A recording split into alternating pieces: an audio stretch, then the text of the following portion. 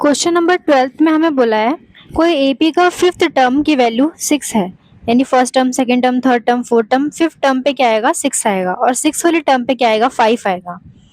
और हमें 11th term पूछी है कि 11th टर्म क्या होगा। तो फर्स्ट टर्म क्या होता है ए होता है, सेकंड टर्म क्या होता है ए प्लस डी, थर्ड टर्म क्या होता है ए प्लस 2d, फोर्थ टर्म क्या होता है ए प्लस 3d। तो ऐसे ही फिफ्थ टर्म क्या हो जाएगा ए प्लस 4d और सिक्स टर्म क्या हो जाएगा ए प्लस 5d, ये कम हो जाएगा। अब इन दोनों की मदद से हमें पूछा क्या है 11 टर्म, यानी हमें a प्लस 10d पूछा है a11। तो हमें बस a और d की वैल्यू निकालनी है इन दोनों की मदद से।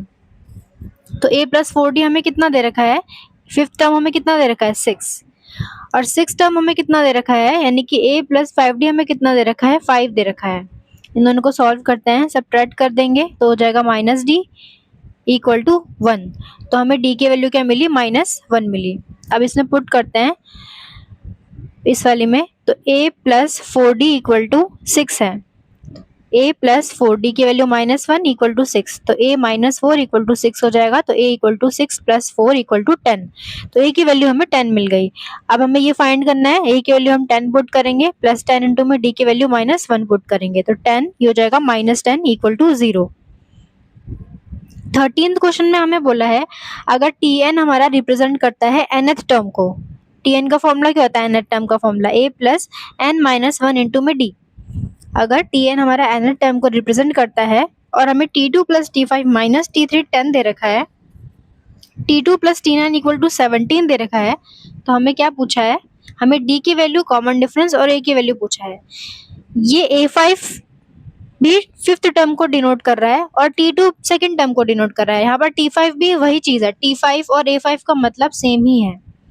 तो T2 सेकंड टर्म कैसे लिखते हैं A प्लस डी, ए कम हो जाता है। T5 फिफ्थ टर्म कैसे लिखते हैं A प्लस 4d लिखते हैं, माइनस T3 कैसे लिखेंगे A प्लस 2d, एक कम हो जाएगा इक्वल टू 10। बस इसमें इसको मैंने सिंप्लीफाई करके लिख दिया है। तो ये हो जाएगा A plus A 2a plus 4d plus d 5d minus A, ये भी -2d, साइन चेंज हो गया बस।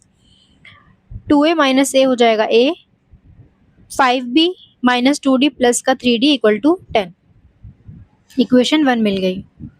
अब t2 प्लस t9 17 है, t2 क्या होता है a प्लस d होता है, t9 क्या होता है a plus 8d equal to 17। तो a प्लस ए 2a मिलेगा, 8 प्लस 1 9d मिलेगा इक्वल टू 17, इक्वेशन नंबर 2। अब इन दोनों का यूज करके a और d की वैल्यू फाइंड कर लेंगे और वही हमें पूछा है। तो a plus 3d equal to 10 और ये वाली इक्वेशन है, तो इसमें हम 2 की मल्टीप्लाई करते हैं, तो ये हो जाएगा 2a plus 3 to the 6d equal to 10 to the 20। अब ये सेकंड इक्वेशन है, इसको वापस लिखते हैं 2a plus 9d equal to 17, minus करते हैं, ये हो जाएगा माइनस का 3d इक्वल टू ये हो जाएगा 3। तो यहाँ से d की वैल्यू क्या मिलेगी -1 मिल जाएगी। अब इसमें पुट कर लेते हैं, a plus 3d equal to 10 था, इसमें d की वैल्यू -1 पुट करते हैं, a प्लस 3 इंटू में -1 इक्वल टू 10, तो a माइनस 3 हो जाएगा equal to 10, a equal to 10 plus 3, तो a की वैल्यू हमें क्या मिल गई 13 मिल गई। क्वेश्चन नंबर 14 में बोला हुआ है 10th term from the end. हमें ये AP दे रखी है, हमें 10th टर्म निकालना है, वो भी एंड से निकालना है। 10th टर्म यानी A10 या फिर T10 क्या होता है a प्लस 9d होता है, ये AP है, इसका 10th टर्म निकालना है, यानी a प्लस 9d निकालना है हमें। लेकिन बात ये है कि हमें एंड से निकालना है। अगर हमें स्टार्टिंग से निकालना होता तो ये हम a लेट कर लेते और d हम इन दोनों को माइनस करके d की वैल्यू यहाँ पुट कर लेते, लेकिन हमें एंड से निकालना है, तो AP को उल्टा करके लिख लेंगे 2 5 4 14, 9, 4। यहाँ से हमें 10th टर्म फाइंड करना है, तो अब हमारा फर्स्ट टर्म 254 हो जाएगा और डिफरेंस क्या हो जाएगा, कोई भी कॉन्जिक्यूटिव टर्म को इनमें इसको या फिर इसको सब्ट्रैक्ट कर लेंगे। a की वैल्यू हमें 254 मिल गई है और d की वैल्यू क्या हो गई है 9 माइनस 14 हो गई है, तो ये हो जाएगा -5। अब यहाँ पुट करते हैं, हमें a की वैल्यू मिल गई, d की वैल्यू मिल गई, हमें चाहिए 10th टर्म, तो यहाँ a और d की वैल्यू पुट करते हैं। A10 इक्वल टू a की वैल्यू है 254 प्लस 9 इंटू में d की वैल्यू है -5, तो A10 इक्वल टू 254 माइनस हो जाएगा 45, तो ये हमें मिल जाएगा 209।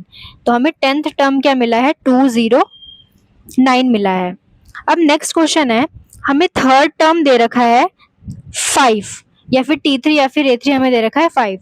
तो थर्ड टर्म क्या होता है, एक कम होता है ना, तो 2D हो जाएगा। A प्लस 2D हमें 5 दे रखा है। सेवंथ टर्म हमें 9 दे रखा है, यानी कि हमें A प्लस 6D हमें 9 दे रखा है। अब हमें AP बताना है। AP क्या होता है, पहले A फर्स्ट टर्म, फिर A प्लस D, उसमें कॉमन डिफरेंस ऐड होता है, फिर A प्लस 2D हो जाता है, फिर A प्लस 3D हो जाता है, और ऐसे ही चलता रहता है। अब इसको सब्ट्रैक्ट करेंगे, A और D की वैल्यू निकालेंगे और इस AP में पुट कर देंगे, तो हमें AP मिल जाएगी माइनस माइनस माइनस, ये हो जाएगा माइनस का 4D, ये हो जाएगा माइनस का 4। तो D की वैल्यू प्लस का 1 मिली। अब इसमें पुट करते हैं A plus 2D equal to 5 में D की वैल्यू 1 पुट करते हैं, इक्वल टू 5। तो A प्लस 2 इक्वल टू 5, तो A equal to 5 minus 2, A equal to 3 मिल चुका है हमें। D की वैल्यू 1, A की वैल्यू 3।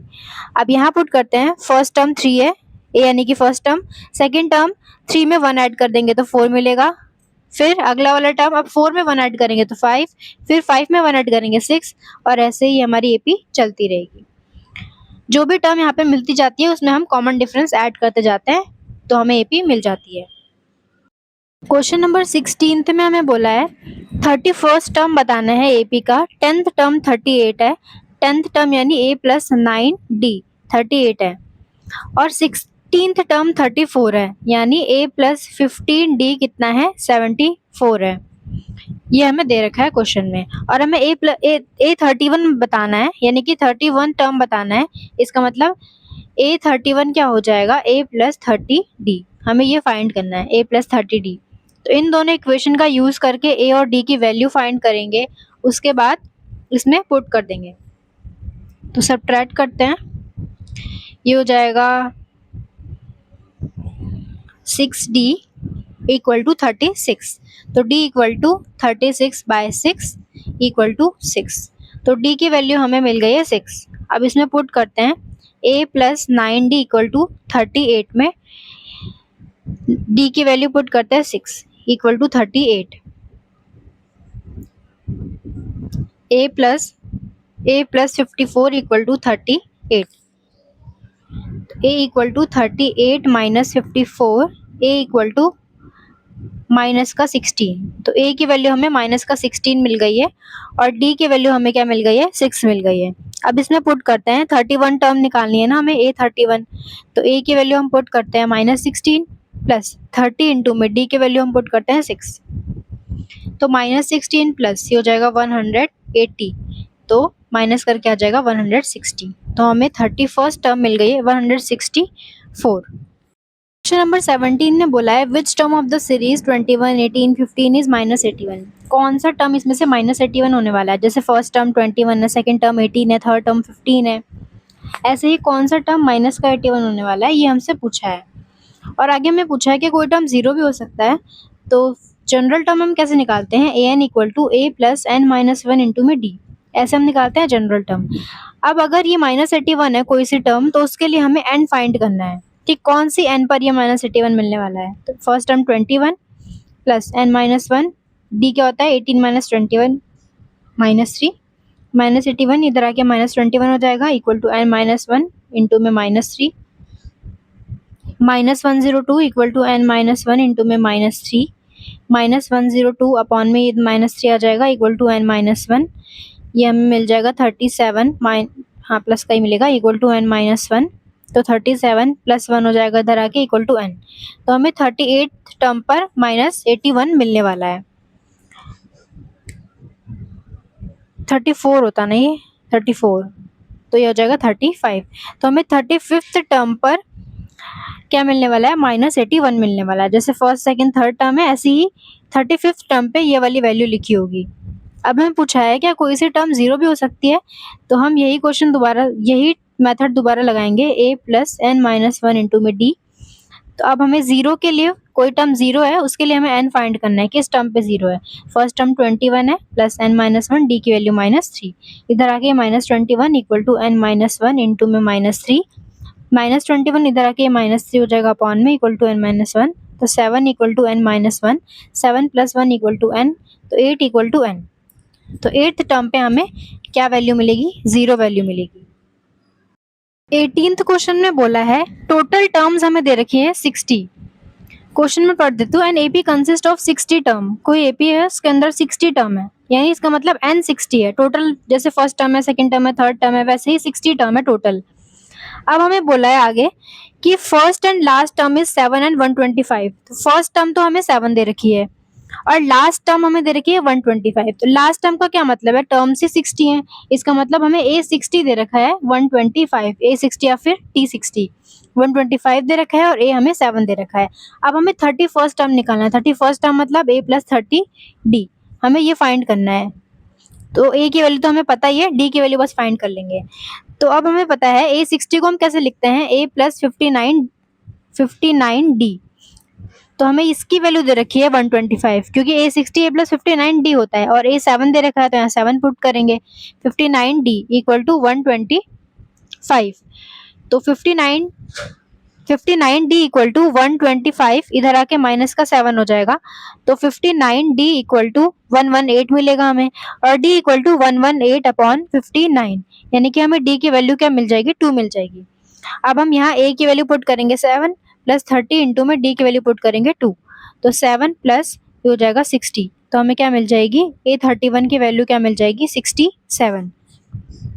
अब हमें 19th क्वेश्चन में क्या बोला है? The sum of 4th and 8th term of an AP is 24।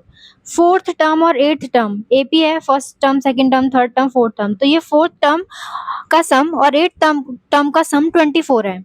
And the sum of 6th term and 10th term is 34। तो मैंने लिख दिया A6 + A10 34 है, या फिर T6 + T10 जो भी है वो 34 है। पहले 3 टर्म निकालने हैं, एपी के 3 टर्म निकालने हैं, A1 A2 A3, ये हमें तीनों वैल्यूज फाइंड करनी है। तो अब हम इसको सिंप्लीफाई करके लिखते हैं। कैसे 4th टर्म फाइंड करते हैं? A + 3D। 8th टर्म कैसे फाइंड करते हैं? A + 7D। ये हमें कितना दे रखा है? 24। अब इसको भी यहाँ पे सॉल्व करते हैं। 6th टर्म यानी कि A + 5D। 10th टर्म यानी कि A + 9D, कितना दे रखा है हमें? 34 दे रखा है। अब इन दोनों इक्वेशन से हम A और D की वैल्यू फाइंड करेंगे। तो A + 3D + A + 7D है, तो A + A 2A + 7 + 3 10D equal to 24। अब इसको सिंप्लीफाई कर लेते हैं, 2 से कैंसिल कर लेते हैं। A + 5D equal to 12, first equation मिल गई। अब ये A + A 2A मिलेगा, 9 + 5 14D इक्वल टू 34। इसको भी सिंप्लीफाई कर लेते हैं। ये A हो जाएगा, ये हो जाएगा 7D, ये हो जाएगा 17। ये हो गई इक्वेशन नंबर 2। अब इन दोनों का यूज करके हम वैल्यू फाइंड करेंगे A और D की। तो A + 5D इक्वल टू 12 है, दूसरी इक्वेशन यहाँ पे लिखती हूँ बस direct, A + 7D equal to 17। अब सब्ट्रैक्ट करते हैं इनको, माइनस माइनस माइनस, तो ये कैंसिल हो गया, हो जाएगा माइनस का 2D, 4 माइनस का हो जाएगा, तो D इक्वल टू 2 मिलेगा हमें। सर ये तो 5 होगा ना, 5, 12 और 5 17 होगा। अब D की वैल्यू क्या मिल जाएगी फिर हमें? 5/2, ये अपॉन में आ जाएगा। D की वैल्यू 5/2 मिल गई। अब हम इसमें पुट कर देते हैं या फिर इसमें पुट कर देते हैं। A + 7 इंटू में D की वैल्यू 5/2 इक्वल टू 17। अब A प्लस ये हो जाएगा 35/2 इक्वल टू 17, तो A इक्वल टू 17 माइनस 35/2, तो ये हो जाएगा 17 2 ज़ा 34 माइनस 35/2, तो हमें क्या मिल जाएगा? माइनस करके -1 मिलेगा अपॉन 2, तो हमें A की वैल्यू -1/2 मिली, D की वैल्यू 5/2 मिली। अब हमें A1 A2 और A3 निकालना है। तो A1 A2 क्या होता है? A + D। A3 क्या होता है? A come A + 2D। हमें ये 3 टर्म्स पहले फाइंड करनी है। तो A हमारे पास -1/2 है, A + D सेकेंड टर्म है, यानी -1/2 + 5/2 करते हैं, -1/2 + 5/2, तो क्या मिल जाएगा? 4/2, यानी कि हमें 2 मिल जाएगा। तो सेकेंड टर्म हमें क्या मिल गई? 2। अब थर्ड टर्म है, इसमें वापस से हम 5/2 ऐड करेंगे, तो 2 में हम वापस से 5/2 ऐड करते हैं, तो 4 + 9 + 5 9/2, तो हमें थर्ड टर्म मिली 9/2। तो ये हमें तीनों टर्म्स मिल गई हैं। लास्ट क्वेश्चन है, हमें बोल रखा है थर्ड टर्म 5 है। थर्ड टर्म मतलब a प्लस 2d हमें क्या दे रखा है 5, और सेवंथ टर्म क्या है 9। सेवंथ टर्म मतलब a plus 6d equal to 9 दे रखा है। 17th टर्म पूछा है, इसका मतलब a प्लस 16d पूछा है। तो इन दोनों का यूज करके a d की वैल्यू निकालेंगे और इसमें पुट कर देंगे। तो माइनस करते हैं, ये हो जाएगा -4d, ये हो जाएगा -4। तो d की वैल्यू क्या मिल जाएगी 1 मिल जाएगी। अब इसमें पुट करते हैं a plus 2d equal to 5 में d की वैल्यू 1, तो a प्लस 2 इंटू में 1 इक्वल टू 5, तो a प्लस 2 इक्वल टू 5, तो a equal to 5 minus 2 a equal to 3, तो a की वैल्यू हमें 3 मिल गई। इसमें पुट करते हैं, a की वैल्यू 3 मिली है, प्लस 16 इंटू में d की वैल्यू 1 मिली है, तो 3 प्लस 16 हो जाएगा 19। तो हमें 17 टर्म की वैल्यू क्या मिल गई है 19।